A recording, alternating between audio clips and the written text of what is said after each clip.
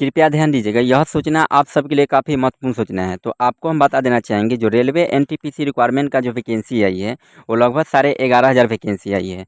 तो आपको हम इसमें बताएंगे कि कैसे स्टूडेंट इस फॉर्म को भर सकते हैं। इस फॉर्म को भरने के लिए मिनिमम क्वालिफिकेशन क्या होना चाहिए, मैक्सिमम क्वालिफिकेशन क्या होना चाहिए, एजिबिलिटी क्या होना चाहिए, क्या इस फॉर्म को भरने के लिए टेक्निकल डिग्री की ज़रूरत है या नहीं है।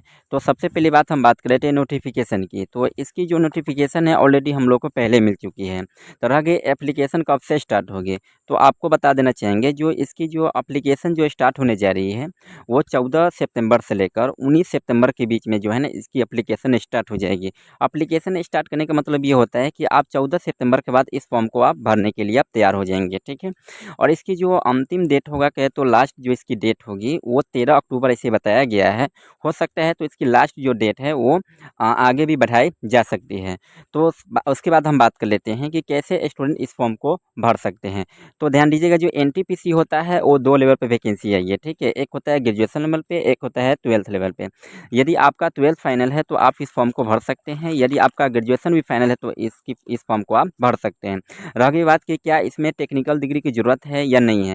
तो सबसे पहली बात, इसमें कोई टेक्निकल डिग्री की ज़रूरत नहीं है। सिर्फ आप 12th फाइनल किए हुए हैं तो इस फॉर्म को भर सकते हैं। आपके पास एक्स्ट्रा कोई क्वालिफिकेशन नहीं है तो इस फॉर्म को आप भर सकते हैं। आप ग्रेजुएशन किए हुए हैं फिर भी इस फॉर्म को भर सकते हैं, ठीक है। उसके नेक्स्ट हम बात कर लेते हैं एजिबिलिटी की। इसकी एजिबिलिटी क्या है। तो इसकी जो एजिबिलिटी है वो मिनिमम जो है ना 18 ईयर्स होना चाहिए, मैक्सिमम है 33 होना चाहिए। और कास्ट कैटेगरी के ऊपर जो छूट मिलती है वो तो अलग होगी, ठीक है। तो आपकी एजिबिलिटी, यदि एज अगर 18 है, कम से कम मिनिमम 18 है, तो आप इस फॉर्म को भर सकते हैं। और 18 से लेकर कहाँ तक, 33 तक। तो ध्यान दीजिए। उसके बाद हम बात कर लेते हैं कि क्वेश्चन किस प्रकार से पूछे जाएंगे। तो क्वेश्चन जो पूछे जाएंगे आपको जीएस, जीके, अर्थमेटिक और रीजनिंग, इन चारों चीज़ से सबसे ज़्यादा क्वेश्चन पूछे जाएंगे। और सबसे ज़्यादा को जो क्वेश्चन पूछे जाएंगे वो अर्थमेटिक से पूछे जाएंगे। रीजनिंग में बहुत कम क्वेश्चन पूछे जाएंगे। जीके और जीएस पर सबसे ज़्यादा आपको फोकस करना है। और रह की बात उसका एग्ज़ाम कब होगा, तो उसकी जो एग्ज़ाम होगा, हो सकता है तो नवंबर दिसंबर में इसकी एग्ज़ाम लिया जा सकता है।